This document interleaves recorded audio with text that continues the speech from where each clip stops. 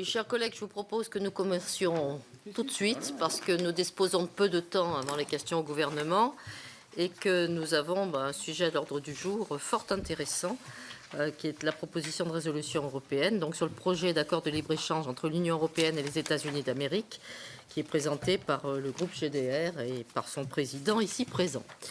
Donc je vous remercie, monsieur le rapporteur, pour la présentation que vous allez nous faire.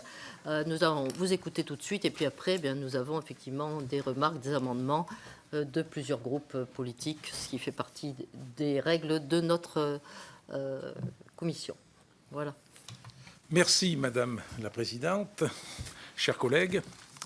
Alors, sous prétexte de trouver des réponses à la crise économique, le projet d'accord de libre-échange entre l'Union européenne et les États-Unis n'est dicté que par l'idéologie du libre-échange, parole magique, qui veut que le bonheur soit dans la libéralisation des échanges, que l'on ne sortira de la crise qu'en prenant des marchés aux autres, alors qu'il s'agit ouvertement de créer un grand marché transatlantique déréglementé, conforme aux intérêts des grandes entreprises.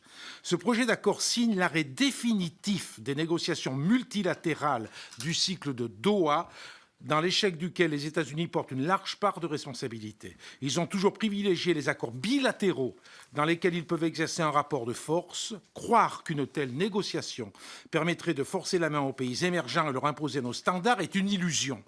Croire que l'Union européenne pourrait tirer des gains économiques significatifs est un leurre.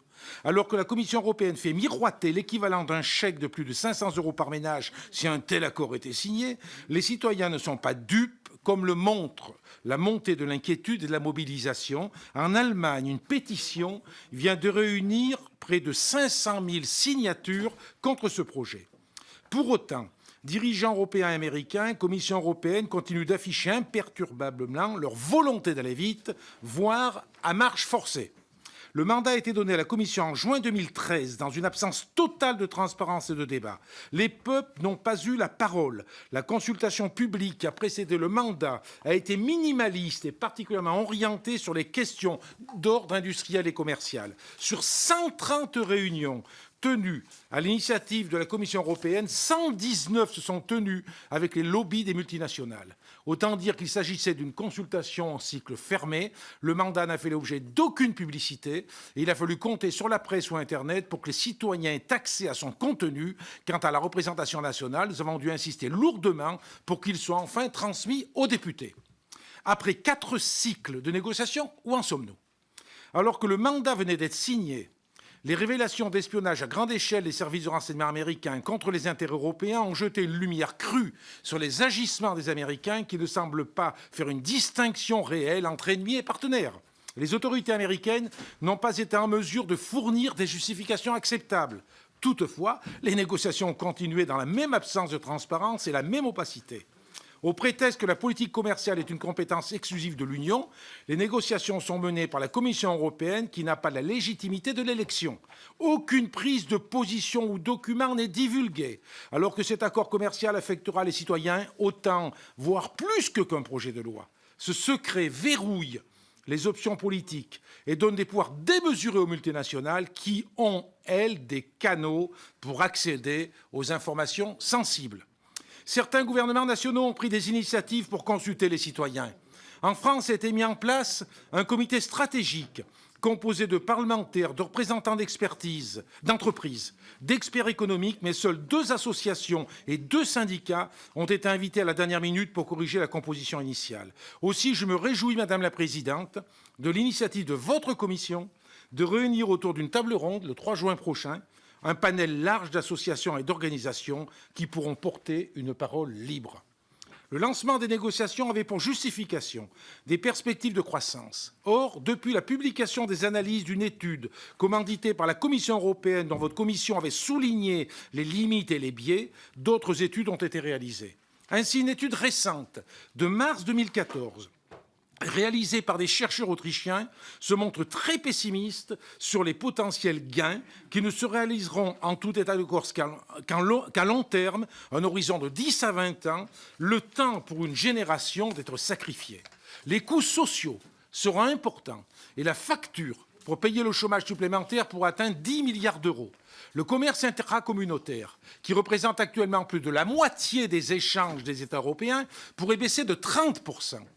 Mais même sans une telle étude, il n'est qu'à se reporter au précédent instructif de l'accord qui lie les États-Unis au Canada et au Mexique, l'ALENA, qui sur l'ensemble des plans a été négatif.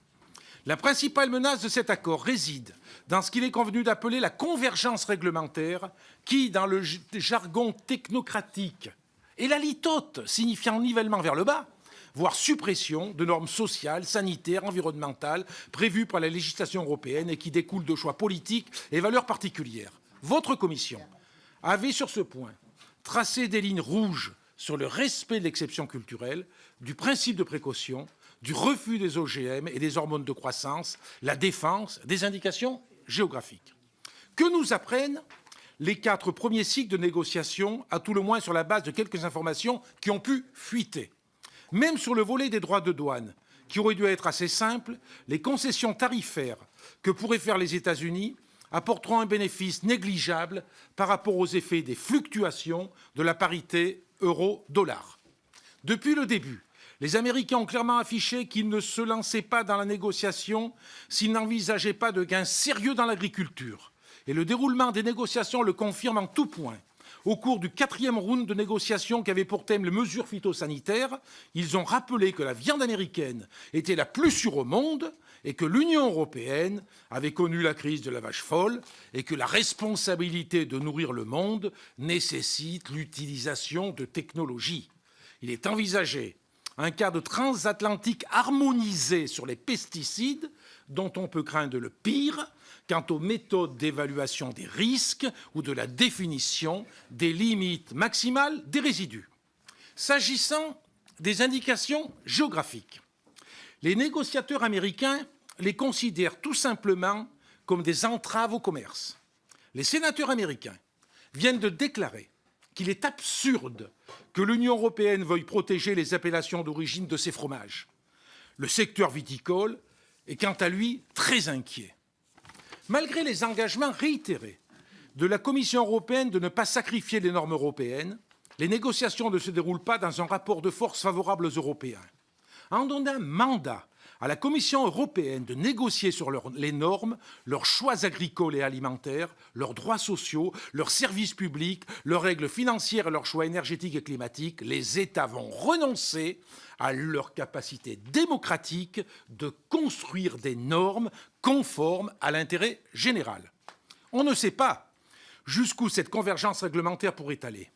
En effet, le mécanisme d'arbitrage pour les investissements constitue une véritable bombe contre la souveraineté des États. Alors que le Parlement européen avait, dans sa résolution du 23 mai 2013, décidé que le TAFTA ne devrait pas comporter de telles clauses, il est prévu de créer un tribunal supranational dénommé panel d'arbitrage qui permettrait à toute entreprise multinationale de faire appel à un tribunal arbitral privé pour poursuivre un État dès lors qu'une réglementation pourrait potentiellement porter préjudice à ses intérêts, par exemple le relèvement de minima sociaux ou la hausse de l'impôt sur les sociétés. Ce système aurait pour conséquence un transfert de la souveraineté des États vers le secteur privé, les investisseurs ayant ainsi un moyen de pression sur les États en les menaçant de procès. Ce mécanisme consacrerait la suprématie du droit des affaires sur les autres droits, car les arbitres décideront en considérant l'accord de libre-échange et la baisse potentielle du profit. Les exemples de telles dérives sont nombreux dans le cadre des arbitrages assurés par le Centre international de règlement des différends sur l'investissement, le CIRDI, une institution créée en 1966 dans l'orbite de la Banque mondiale et contrôlée par des juristes anglo-saxons animés par une logique ultralibérale. L'interdiction par les autorités mexicaines de l'installation d'un dépôt de déchets toxiques fondé sur des raisons évidentes de santé publique a été considérée par le CIRDI comme assimilable à une expropriation contraire aux stipulations de protection des investissements de l'ALENA, car l'entreprise états-unienne en cause se trouvait privée du bénéfice économique qu'elle pouvait raisonnablement espérer de ce dépôt toxique. Une firme américaine, Lone Pine Resources, réclame actuellement au Canada une indemnisation de 250 millions d'euros en compensation du manque à gagner du fait du moratoire que la province du Québec a adopté sur l'exploitation du gaz de schiste. Le cigarettier Philip Morris use du même procédé dans un accord entre Hong Kong et l'Australie pour faire interdire des messages d'alerte sur les paquets de cigarettes australiens, ce qui laisse planer des menaces sur le devenir de l'application de la future directive tabac en cours de négociation. Nos États sont des États de droit et les garanties offertes par les législations et les tribunaux nationaux sont suffisantes pour les investisseurs. À toutes ces menaces, je voudrais aborder un thème qui a mobilisé la France, celui de l'exception culturelle. Pour le moment, ce thème ne figure pas dans le champ des négociations. Mais exerçons toute notre vigilance car l'article 44 du mandat dispose que la Commission pourra recommander au Conseil des ministres des directives supplémentaires de négociation sur tout sujet.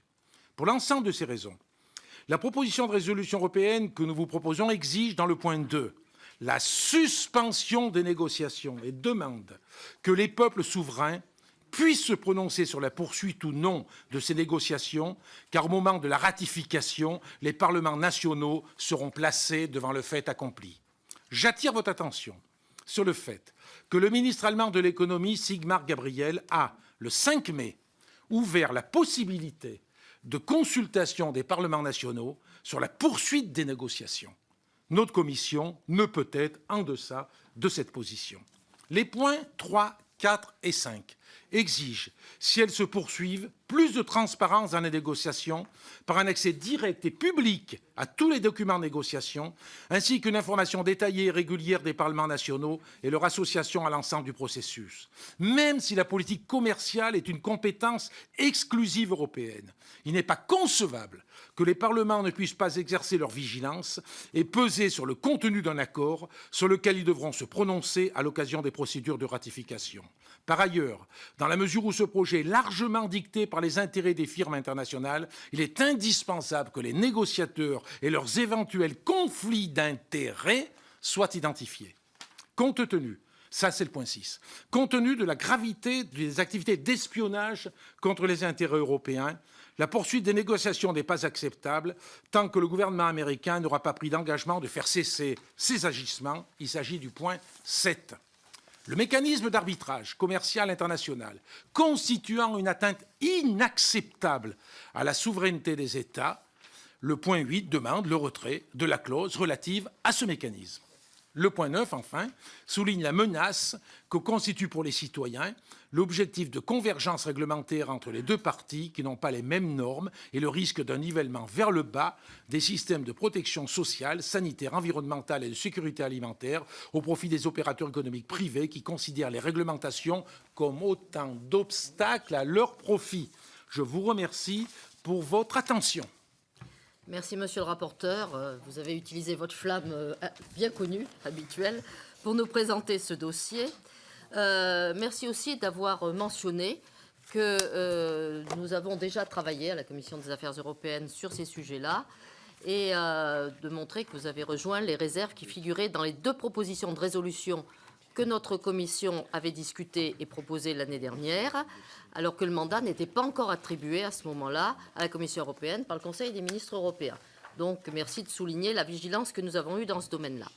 Nous y avions dit dès ce moment-là nos inquiétudes sur la remise en cause des préférences collectives, le respect du principe de précaution, les risques de nivellement par le bas des normes sociales, environnementales et sanitaires. Nous avions tracé à la suite de la ministre nos lignes rouges sur l'exception culturelle. Et c'est bien de la Commission des affaires européennes qu'est partie la proposition sur l'exception culturelle européenne qui, pour le moment, protège, comme vous l'avez souligné, le sujet, les réglementations en matière d'OGM et de bœuf aux hormones. Depuis, notre commission exerce son devoir de vigilance sur les négociations, notamment par la constitution d'un groupe de travail de suivi des accords commerciaux. Ce groupe de travail se rendra d'ailleurs à Bruxelles dans quelques jours afin de recueillir auprès de la Commission informations qui permettront d'informer le niveau national. Comme vous l'avez rappelé, d'ailleurs, une table ronde se réunira le 3 juin avec des organisations représentatives de la société civile, et je ne peux que souligner l'importance de votre participation à cette table ronde. Nous attachons également une importance particulière à la coordination avec le Parlement européen et les autres parlements nationaux du suivi de ce dossier, et nous souhaitons organiser, bien entendu, le plus souvent des réunions communes.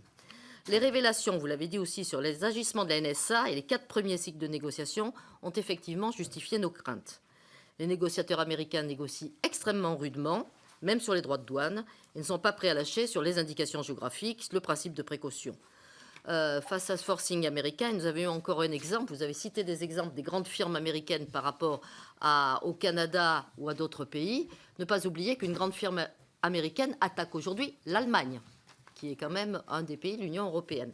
Donc ce questionnement me paraît d'autant plus justifié que le Parlement européen a rappelé sa volonté de ne pas sacrifier justement les normes européennes, et de ce point de vue-là, les nouveaux éléments qui nous sont arrivés nous permettent de dire que, en attendant la prise de position du nouveau Parlement, ce mandat de négociation, on peut peut-être le redire et le rediscuter ensemble. Il y a déjà 4 intervenantes prévues. Ensuite, nous avons 28 amendements sur ce texte.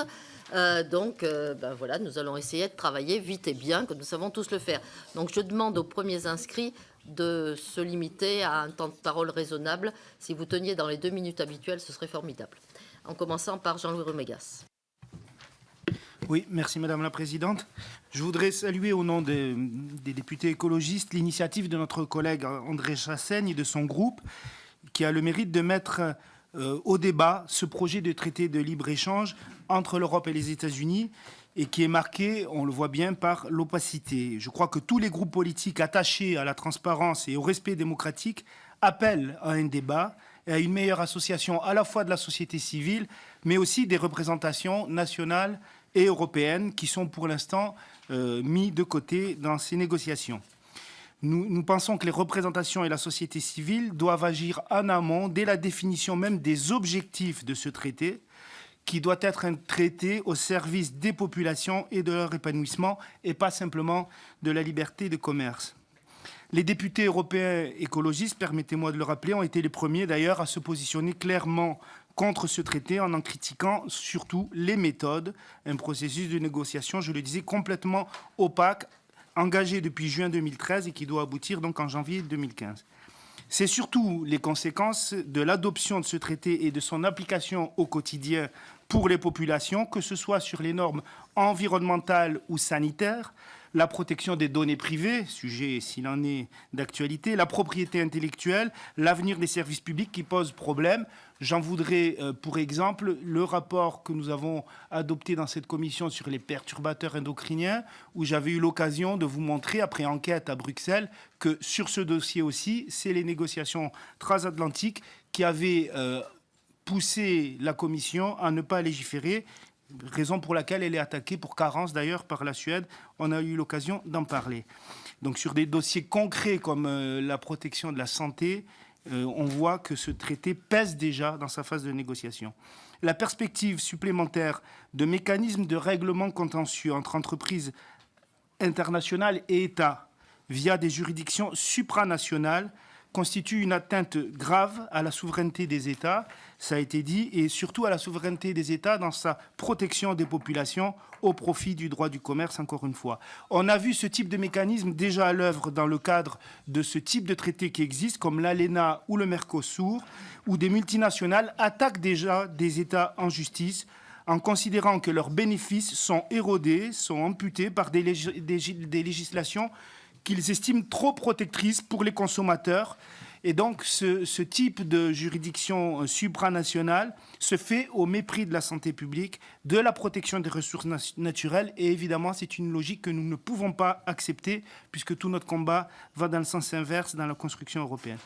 Nous pensions avoir relégué aux oubliettes les tentatives les plus cyniques, celles de 97 déjà, qui nous avaient mobilisés contre l'accord multilatéral sur les investissements, l'AMI. Pardon ? Il y a un problème ? Accord de négociation au sein de l'OCDE. Là aussi, les législateurs et les citoyens avaient été... Il faut que je sois plus bref. Bon, très bien. Bon, on m'a dit 2 minutes. Je ne pense pas les avoir dépassées. Donc, simplement, si nous avons été capables, en 97, de rejeter l'AMI, qu'est-ce qui empêche notre gouvernement de rejeter aujourd'hui la formule TAFTA ou TTIP ? Les écologistes sont ouverts à la négociation. Nous ne sommes pas contre tout accord, je le dis, mais il faut négocier. C'est pour ça que nous proposerons, bien qu'approuvant le texte, des amendements. Je reviendrai donc sur ces différents amendements dans le cours de la discussion. Et j'en conclus là pour l'instant. Merci. Merci. Donc, on vient de mettre le compteur parce qu'on est dans des temps extrêmement restreints. Jacques Miard. Merci Madame la Présidente. Tout d'abord un point d'ordre. Bon, on va examiner effectivement en quelques minutes un document qui est effectivement très important et je souhaite véritablement qu'on ne termine pas le débat maintenant parce qu'il faut quand même continuer sur un sujet qui est important à la fois pour l'Union européenne, l'économie française et je dirais la confiance que les citoyens de ce pays mettent notamment dans la Commission. Et je voudrais m'en venir à ce point précis. Je sais de sources sûres que effectivement la Commission a déjà abandonné un certain nombre a déjà fait des concessions sans en informer les États. Donc ça, ce n'est pas acceptable. Donc l'opacité, effectivement, de ces négociations, je serais d'accord qu'avec une chose, c'est de suspendre, effectivement, les négociations de manière que la Commission rende compte et qu'ensuite le gouvernement vienne s'expliquer devant nous. Donc il me semble qu'effectivement, ce papier, même si j'en approuve pas tous les éléments, a un objectif très important, c'est d'alerter sur une situation qui devient totalement intolérable et qui est véritablement contraire à la fois à nos intérêts et à notre conception des relations commerciales internationales. Un dernier point, Monsieur Chassagne, sur l'affaire du CIRDI. Attention, le CIRDI figure dans toutes les conventions bilatérales que la France a signées de promotion et d'encouragement des investissements. Ça a été, dans un certain nombre de cas, par rapport à l'arbitraire d'un certain nombre d'États, une avancée fondamentale. Donc il ne faut pas le condamner par avance. En revanche, là, on va plus loin, puisqu'on met en cause une législation des États. Ça veut dire que c'est une dénonciation de l'accord. Donc sur ce point précis, j'aurai une réserve sur ce que vous avez dit, mais sur le reste, il est d'urgence d'alerter l'opinion publique et les gouvernements. Merci. Estelle Grelier, je rappelle au passage que le même texte sera examiné demain en commission des affaires européennes, puis passera en plénière, hein, pour dire que le sujet est important et qu'on en est en référence. Le projet, pardon. Affaires étrangères demain. Oui. Estelle Grelier. Oui, merci Madame la Présidente. Simplement pour dire au groupe GDR et à son président qu'ils ont vraiment le sens de la propos, puisque cette résolution sera adoptée le 22 mai, en tout cas débattue le 22 mai à l'Assemblée nationale, soit 3 jours avant un scrutin important pour les élections européennes, et qu'elle se situera, cette discussion, dans un des rounds de négociations sur le traité transatlantique. Moi, je voulais indiquer que, au nom du groupe SRC, nous allons déposer des amendements qui iront dans le sens de la résolution qui a été adoptée le 15 juin 2013, et peut-être nous aurons un débat plus approfondi en séance plénière, et peut-être avec un peu d'humour, dire que ce serait bien d'auditionner ou de passer Jacques Miard sur le grill, il aimera, pour qu'il nous donne ses sources, savoir qui négocie ou retire ses billes sans en informer les États. Ce serait important de savoir. Non, mais c'est important de le savoir. Merci, Madame la Présidente. Merci. Lionel Tardy. Oui, rapidement, Madame la Présidente. Je crois que dans cette affaire, il faut à tout prix éviter une approche trop défensive qui malheureusement sous-tend cette proposition de résolution. Il est difficile de juger cet accord avant qu'il ne soit négocié. Le but de la négociation, c'est pas de dire que c'est bien ou c'est mal, mais au contraire d'arriver à une solution la plus équilibrée possible, puisqu'il y a quand même quelques points qui peuvent être des avantages. Ce qui doit prévaloir dans la négociation, c'est la vigilance. En ce sens, je rejoins certains points de cette proposition de résolution du rapporteur Chassaigne. Pour des raisons de souveraineté, je suis défavorable, par exemple, au mécanisme de règlement des différends, s'il est effectivement envisagé sous cette forme. Par ailleurs, il y a un point de cette proposition, le point 7, qui à mes yeux devrait être le numéro 1, toujours dans cette idée de vigilance, et ça a été évoqué, c'est l'affaire des écoutes de la NSA qui doit être un point fondamental. Plus que le contenu potentiel du traité, cette affaire qui a été rapidement oubliée par le gouvernement français après les formules d'usage doit être au moins gardée à l'esprit des négociateurs, car la confiance entre les partenaires dans cette affaire est cruciale et André Chassaigne l'a parfaitement dit. Dernier point, très brièvement, le Conseil national du numérique a rendu la semaine dernière un avis sur le volet numérique du TTIP. Il considère que ce volet est sous-estimé. Je constate qu'il n'est d'ailleurs pas évoqué dans cette proposition de résolution. C'est pourtant un point crucial, car on parle ici notamment de données personnelles ou de propriété intellectuelle, par exemple.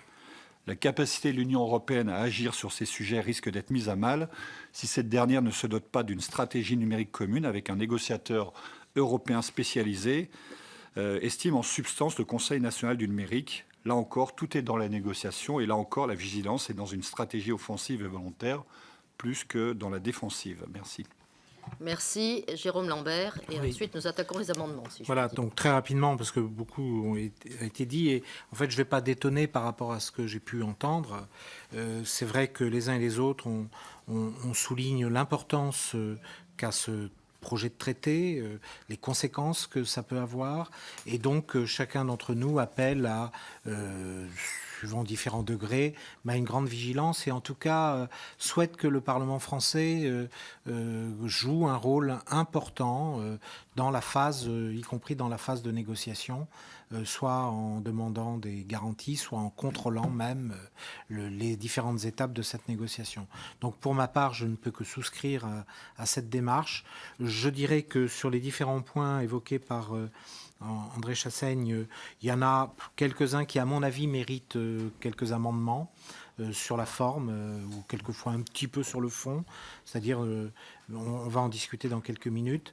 Mais enfin, en tout cas, je salue cette initiative mais qui est dans le droit fil de ce que les uns et les autres on a pu faire déjà ou dire dans cette commission, comme l'a rappelé Daniel Auroy, et comme d'ailleurs André Chassaigne l'a souligné aussi. C'est ici à la Commission des affaires européennes, peut-être plus qu'ailleurs encore, mais on en a déjà parlé et on va continuer non seulement d'en parler, mais d'être très vigilant dans les semaines et les mois qui viennent. Merci à vous tous. Alors, si vous en êtes d'accord, les deux premiers amendements sont des amendements sur la toute première partie, sur les vues. Non, les deux premiers sont sur les vues, ne sont pas sur les considérants. Bon, mais... Bon. Donc, en tout cas, c'est pour essayer de préciser les choses, en particulier le travail de notre commission. Moi, j'en ai déposé un pour rappeler le travail de l'ensemble de notre commission.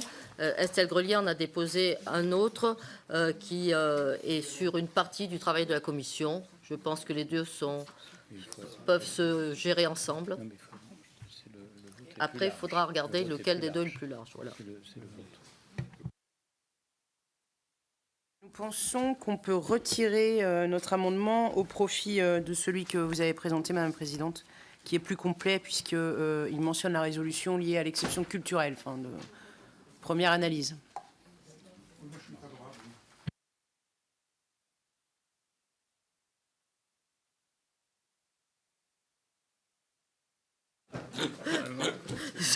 Non, comment dire, c'est un axe auvergnat qui parfois prend de la réalité. Ensuite, donc, sur les considérants, là, il y a plusieurs séries d'amendements. Je laisse à Estelle Grelier présenter. Il y en a toute une série pour le groupe PS. Alors sur l'amendement numéro 2, s'agissant de l'alinéa 15, à chaque fois c'est pour expliquer que nous souhaitons que les conditions de transparence soient renforcées. Et notamment sur l'amendement numéro 2, il insiste sur la publicité des travaux qui pour nous constitue un facteur de succès des négociations. Nous sommes attachés à cette délibération.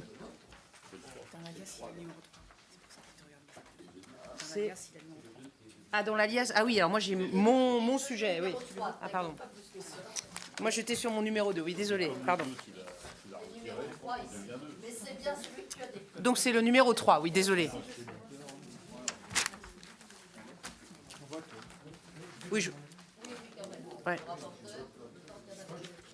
Je le dirais excusez-moi, mais pour l'ensemble des amendements qui ont été déposés par le groupe SRC, je trouve que ces amendements-là, au final, ils atténuent la force du texte.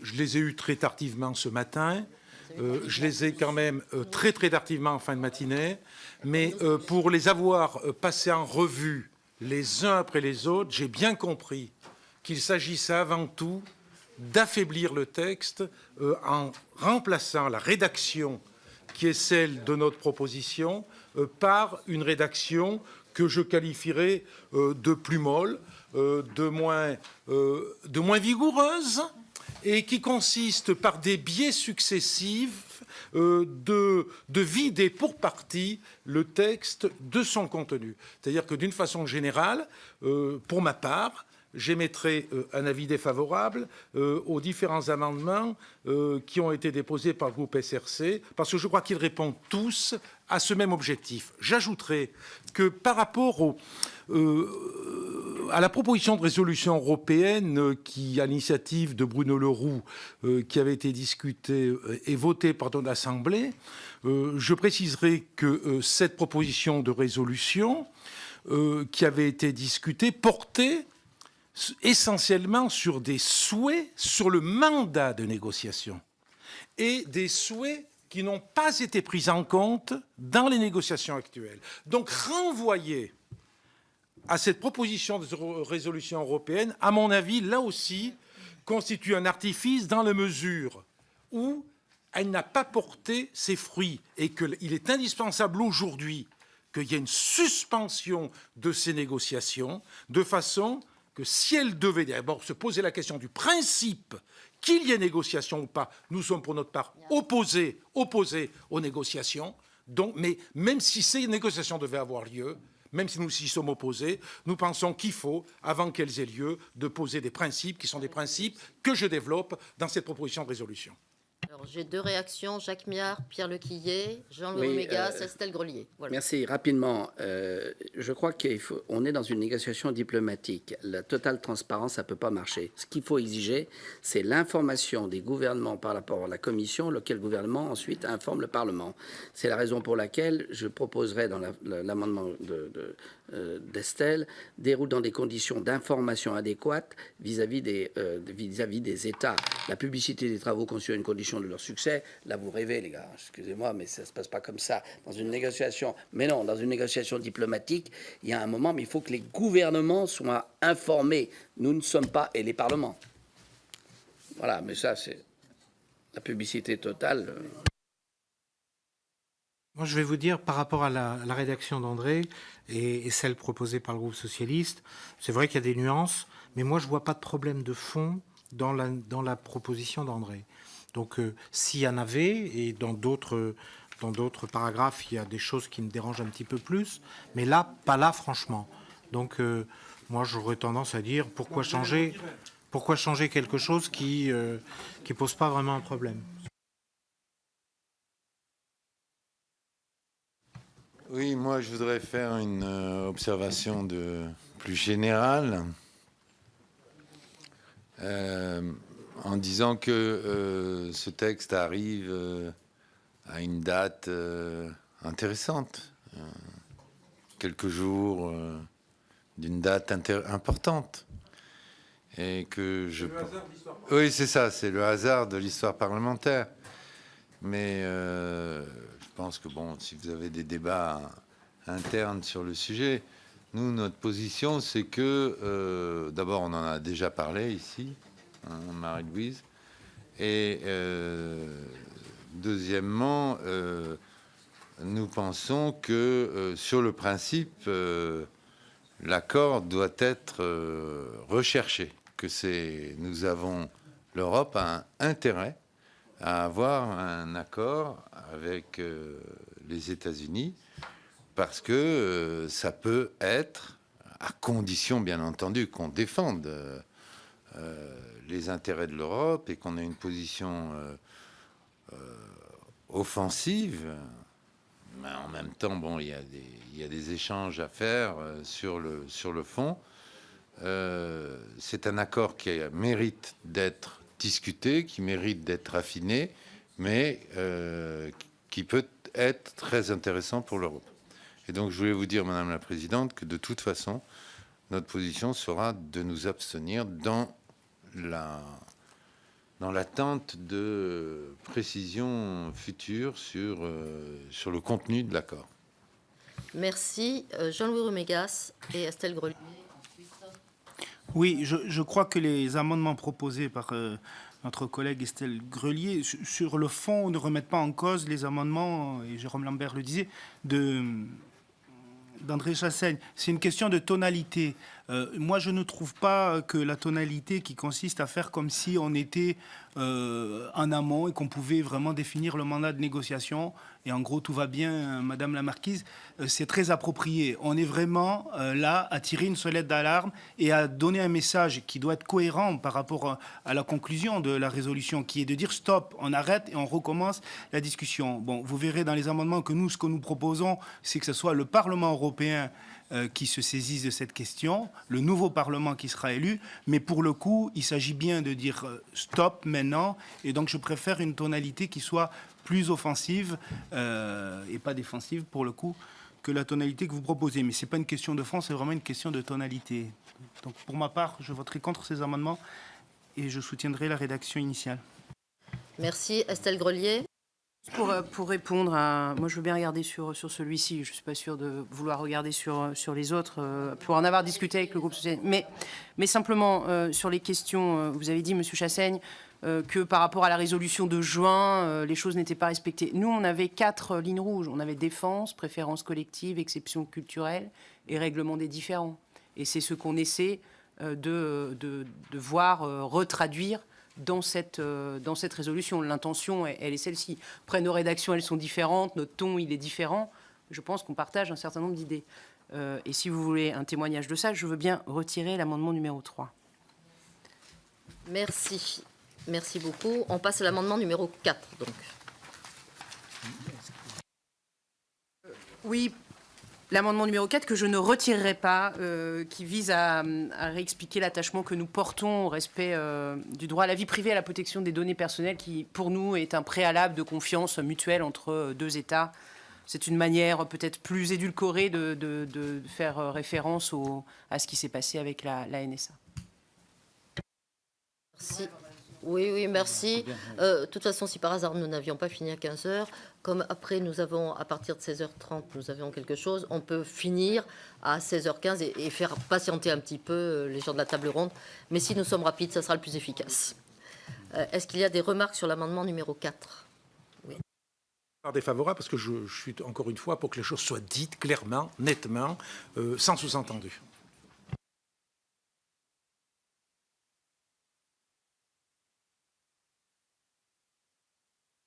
On passe au vote tout de suite.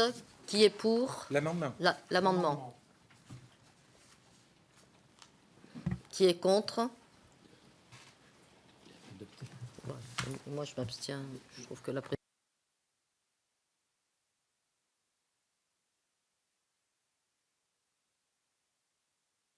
L'amendement numéro 4 est adopté. Nous passons à l'amendement numéro 5. Qui rappelle les lignes rouges que nous sommes fixées, que je viens de rappeler, notamment sur les préférences collectives, en les précisant et en citant les poulets au chlore qui ont fait couler beaucoup d'encre. Pour que les choses soient dites.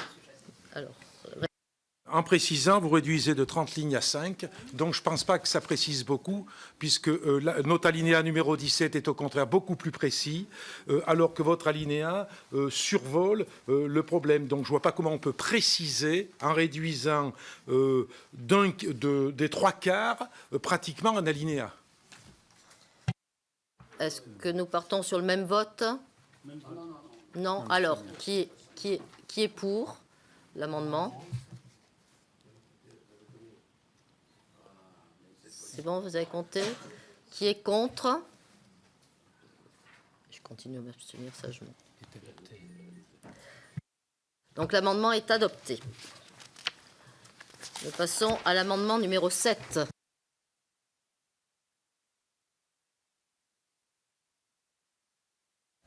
Le 6 qui rappelle, donc c'est l'alinéa numéro 18, dont je ne dis pas s'il précise ou ne précise pas, mais en tout cas il rappelle que les parties sont engagées à ce que le projet de traité ne remette pas en cause la qualité de la législation et le haut degré de protection des normes internes à l'Union européenne.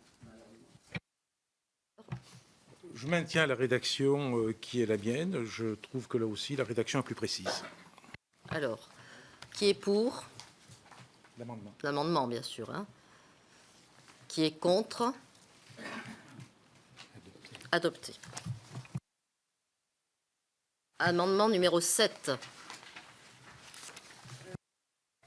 Qui vise à rappeler qu'il est possible de saisir la Cour de justice de l'Union européenne et qu'en fonction de son avis, le traité pourrait ou ne pas rentrer en application. Donc c'est pour rappeler un certain nombre de mécanismes juridiques qui sont finalement des barrières à l'accompagnement de la négociation de ce traité et à ne pas le faire adopter s'il ne convient pas, notamment à un certain nombre d'organisations démocratiques qui peuvent saisir la Cour de justice.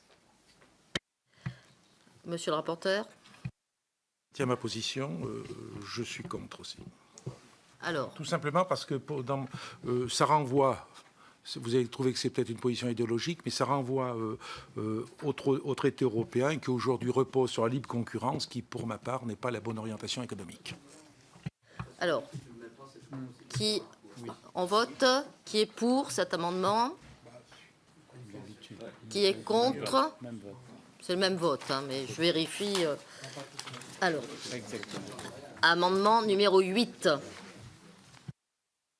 Sur la question du règlement des différends, disons qu'il ne se justifie pas dans ces négociations-là, conformément à une de nos lignes rouges. Merci. Monsieur le rapporteur.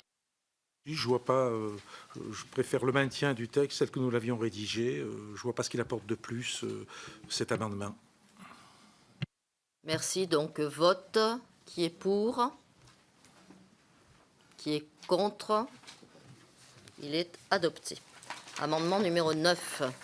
C'est un amendement dur pour le rapporteur, mais enfin, nous préférons l'exercice d'une grande vigilance à la suspension des négociations. Monsieur le rapporteur. Vous savez, je reprendrai mon expression préférée comme député de tiers, capitale de la coutellerie, capitale française, voire européenne de la coutellerie. Au final, si cet amendement est voté, notre proposition de résolution sera un couteau sans lame qui aura perdu son manche. On passe au vote. Qui est pour cet amendement? Qui est contre? Il est adopté. Amendement numéro 10. Qui rappelle les 3 niveaux de contrôle démocratique, donc le Conseil, le Parlement européen et ensuite les parlements nationaux dans la procédure de ratification. Monsieur le rapporteur. Opposé aussi, puisque ça atténue le texte là aussi. Merci. Donc on passe au vote. Qui est pour l'amendement? Qui est contre? Il est adopté.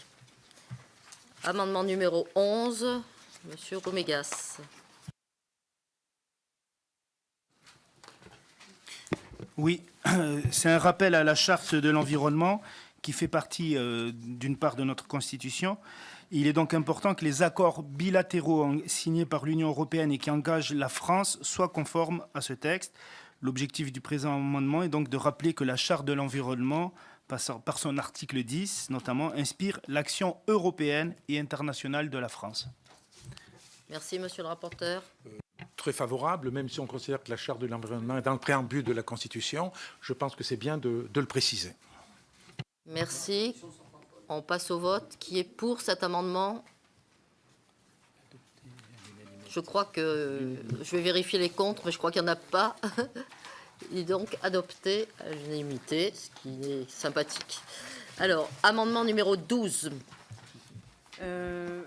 Oui, nous rappelons la possibilité de consulter à travers les représentants, voilà, ou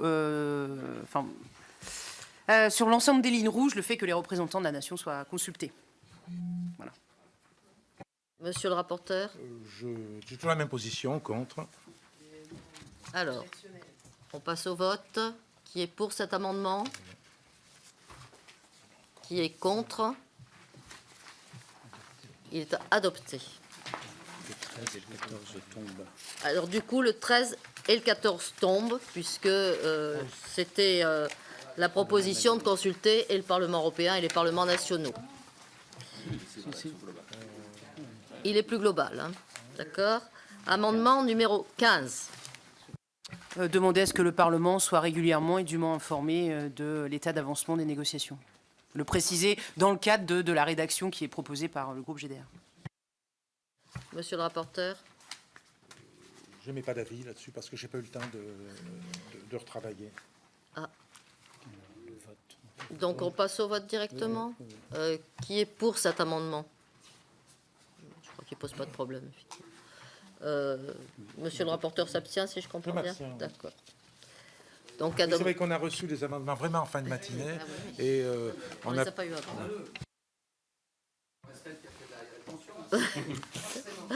Bon, en tout cas, l'amendement est quand même adopté. Amendement numéro 16. Il est de même nature sur l'information du Parlement. Je ne suis pas sûr que ce soit là-dessus que nous ayons un vrai sujet de différend. C'est d'être tenu informé et d'avoir connaissance des documents qui seraient jugés utiles qu'on nous communique en fonction de la confidentialité qui a été préalablement citée. Monsieur le rapporteur. La même chose, c'est une série d'amendements qui ont, en fait, ces amendements ont pour objectif de montrer que les choses peuvent se régler avec une consultation, en étant informé. C'est fait tout simplement, tous ces amendements sont faits pour justifier le refus d'interrompre les négociations. Et c'est pour cette raison que je ne tiens pas dans la logique qui est la mienne, qui est pour l'interruption des négociations, la suspension des négociations. Je ne vais pas voter ce que j'appellerais des amendements qui sont des édulcorants. Monsieur Miartre. Virieux, le cas échéant, non, quand même, les représentants de la nation puissent être tenus informés de manière appropriée, pas le cas échéant. Est-ce que Estelle Grelier accepte le sous-amendement? Alors, du coup, donc, je mets aux voix cet amendement ainsi sous-amendé. Qui est pour l'amendement? Qui est contre? Je m'abstiens. Qui s'abstient? Abstention. Donc l'amendement est adopté, ce qui fait que l'amendement 17 tombe. Amendement 19. 18, pardon, décidément. Je suis désolée d'être aussi peu. Toujours sur l'association étroite des parlements nationaux. On a repris la structuration du texte, je m'explique, de la résolution GDR. Et à chaque fois, on a rétabli ce qu'on considère être important dans le cadre de la négociation, à savoir l'association du Parlement européen d'une part et des parlements nationaux d'autre part. Donc, ce sont des amendements qui peuvent être jugés rédactionnels, mous. C'est rare qu'on me reproche ça, donc c'est la première fois. Mais voilà, j'entends que... Mais oui, mais parce que c'est dans le cadre de la rédaction de GDR. J'amende un texte qui existe. Merci. Monsieur le rapporteur. Alors, on met aux voix cet amendement. Qui est pour l'amendement? Qui est contre? Abstention? Abstention. Okay. Donc l'amendement est adopté. Amendement numéro 19. Monsieur Roumégas. Oui, il s'agit de préciser, donc d'élargir le rôle du Parlement européen, puisque donc ce que nous proposons, c'est d'élargir l'obligation d'association du Parlement européen pour l'ensemble des textes concernant des accords bilatéraux à toutes les étapes des négociations, en lui offrant notamment un droit d'amendement au projet d'accord, ce qui nous paraît, puisqu'aujourd'hui, en fait, il peut juste, in fine, approuver ou rejeter en bloc, mais il ne peut pas amender. Alors, Estelle Grelier. En fait, de ce que je comprends, l'Union européenne a demandé précisément aux USA d'adopter une procédure dite de fast track qui permet justement de dire oui ou non aux négociations. Donc, parallélisme des formes oblige. On voit mal comment on pourrait demander au Parlement européen d'amender, alors même que c'est ce que nous avons... c'est ce que les négociateurs n'ont pas souhaité autoriser. Oui, c'est un des sujets. Mais enfin, là, en l'occurrence, la manière dont c'est présenté, nous avons un avis défavorable. Monsieur Miard. Si on demande des privilèges exorbitants à un Parlement européen, je les exige pour les parlements nationaux. Parce que franchement, il ne faut pas exagérer. Mais je crois bien, si je peux me permettre une seconde, que l'idée était de dire que les parlements devraient avoir plus leur mot à dire pour des amendements. On sait bien qu'à l'heure actuelle, la procédure ne le permet pas. C'était, me semble-t-il, une manière de nous alerter les uns les autres. Voilà. D'accord. Je passe, cela dit, l'amendement au vote. Moi, je suis favorable. Je voulais dire que j'étais favorable monsieur le rapporteur, à cet amendement.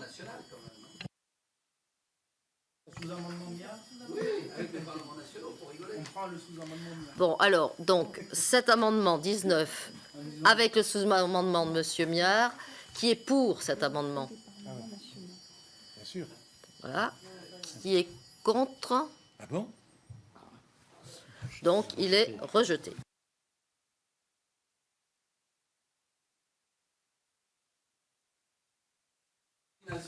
Amendement numéro 20, Monsieur Roumégas.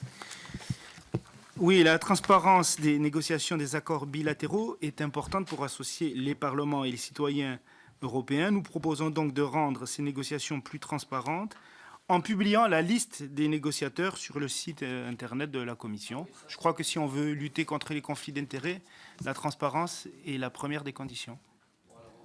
Monsieur le rapporteur. Je suis extrêmement favorable à cet amendement qui précise très pertinemment le texte. Estelle Grelier.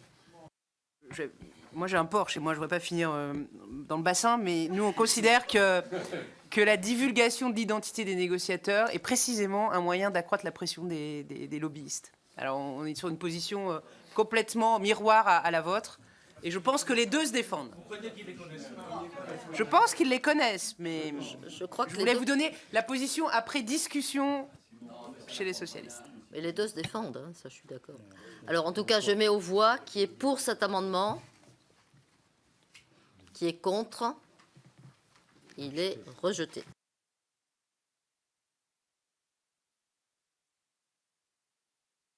Amendement numéro 21.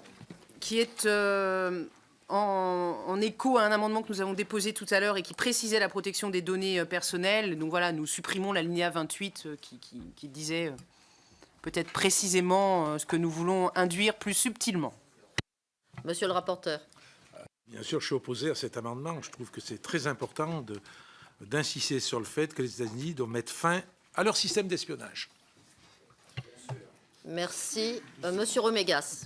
Oui, nous soutenons la rédaction initiale, tout simplement, parce que nous avons trouvé que les gouvernements français avaient été un peu timorés sur la dénonciation de ce qui s'était passé. Donc, si on peut corriger un peu le tir, c'est pas mal. Moi, je suis plutôt surpris par cette suppression pure et simple. J'aurais pu comprendre qu'on modère ou qu'on atténue, mais ah ben, faut voir alors, mais bon. Ah oui, d'accord. Bon. Alors, je mets au vote qui est pour cet amendement De suppression. de suppression. Il faut compter peut-être parce que ça bouge un peu. Qui est contre? Non, il est adopté. Alors, amendement numéro 22, comme c'est moi qui le présente, donc il tombe. Hein, bah oui, puisqu'on a supprimé l'alinéa. Donc, voilà. Donc, amendement numéro 23.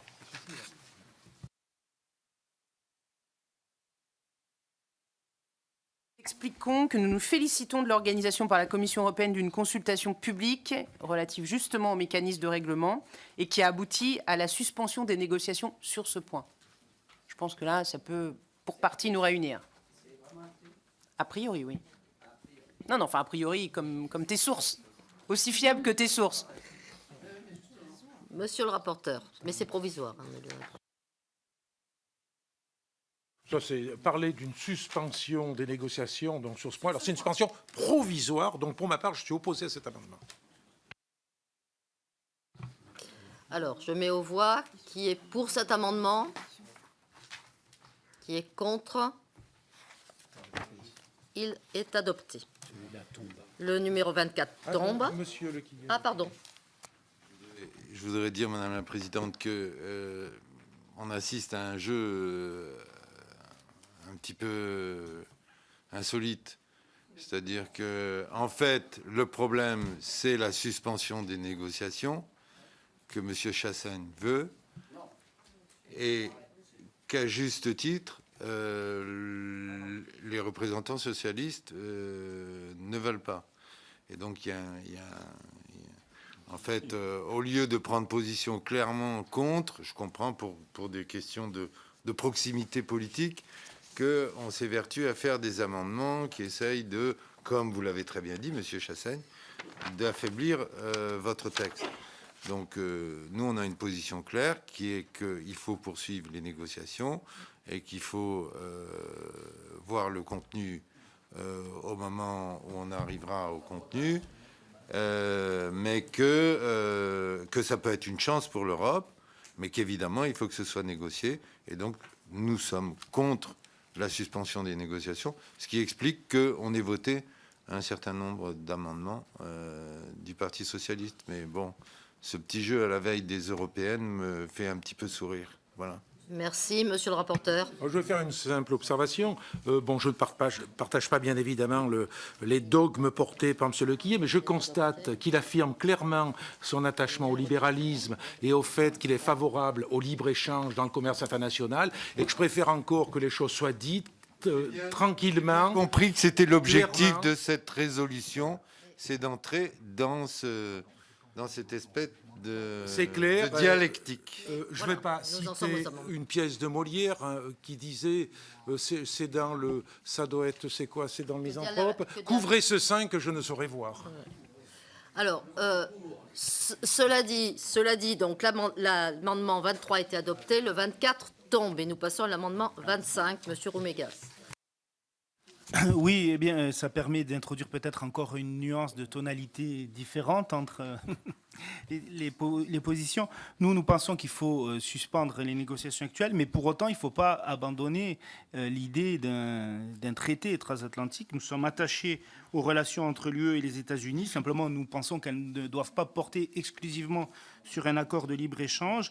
Et donc, ce que nous proposons, c'est qu'un projet alternatif, qui comprendra aussi des défenses, des protections de la biodiversité, la défense des consommateurs, les engagements climatiques, etc., fasse l'objet d'une rédaction conjointe, cette fois du Parlement européen, avec la Commission et la société civile. Donc nous voulons affirmer aussi cette volonté d'un partenariat transatlantique sur d'autres bases. C'est l'objet de cet amendement et ça me paraissait manquer dans le texte initial qui lui était purement dans le refus peut-être. Donc nous tenons à cette différence. Merci. Monsieur le rapporteur.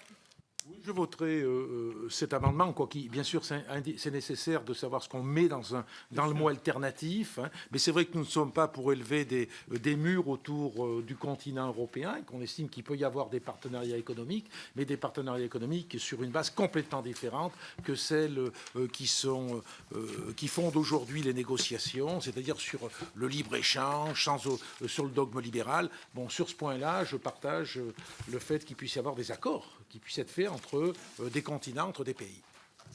Je ne sais pas ce que signifie société civile. Est-ce que ça signifie les lobbies militaro-industriels, les pharmaceutiques et autres? Je ne sais pas. Donc, pas seulement. Oui.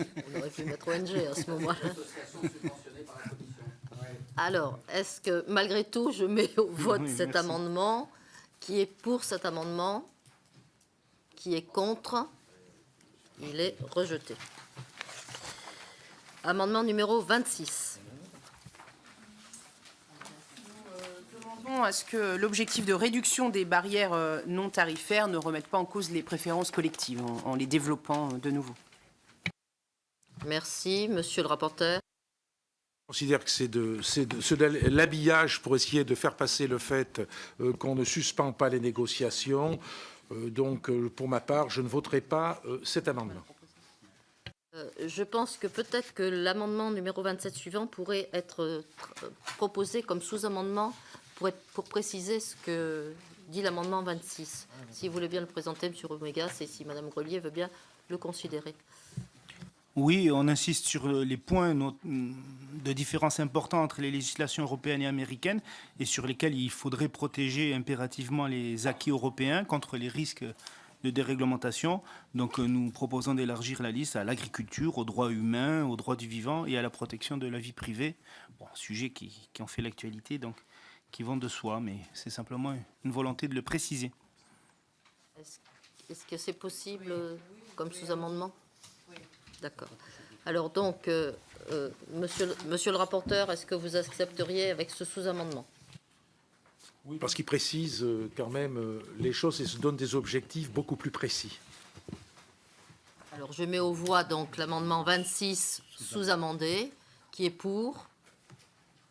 Qui est contre? Il est adopté. Et nous arrivons à l'amendement 28 que je me permets de vous proposer, qui dit donc, qui rédige un peu différemment en rappelant les lignes rouges qui ont été posées dans les précédentes résolutions adoptées par l'Assemblée nationale et présentées par le gouvernement. C'est simplement pour bien recadrer en fin de texte ces fameuses lignes rouges. Monsieur le rapporteur. Favorable. L'amendement 28, je le mets aux voix. Qui est pour? Qui est contre? Qui s'abstient? Adopté Madame à la Présidente, l'unanimité. il Oui, manque un monsieur. dernier article, si vous permettez. C'est demande au gouvernement de venir faire rapidement le point sur ce dossier devant la Commission des affaires européennes. Mais si vous en êtes d'accord, au nom de notre commission, je vais demander au gouvernement de... Mais vous le mettez en point balai. Ah, ça, je ne sais pas si monsieur le rapporteur l'accepte comme Oui, tel. venir faire l'état, venir Est-ce s'expliquer. que... Alors maintenant, attendez, il faut qu'on mette... Maintenant que les amendements ont été adoptés, il faut qu'on vote sur la résolution dans son entièreté. Alors, ainsi amendé, bien entendu. Qui est-ce qui est pour, donc, cette proposition de résolution ainsi amendée? Qui est contre? Qui s'abstient? Le rapporteur est M. Rumégas. Elle est donc, cette résolution est adoptée et nous avons quasi tenu dans les temps. Je vous remercie tous. Nous nous retrouvons à 16h30 pour la table ronde sur les jeunes et l'Europe. Merci à vous, à tout à l'heure.